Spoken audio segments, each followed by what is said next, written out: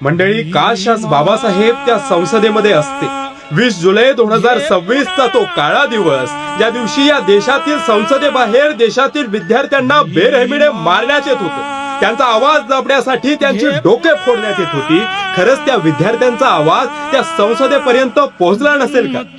या देशाचे कायदा मंत्री, संविधानाचे निर्माते डॉक्टर बाबासाहेब आंबेडकर जेव्हा या देशाच्या संसदेमध्ये पाऊल टाकत होते, संपूर्ण सभागृह स्तब्ध राहत होते.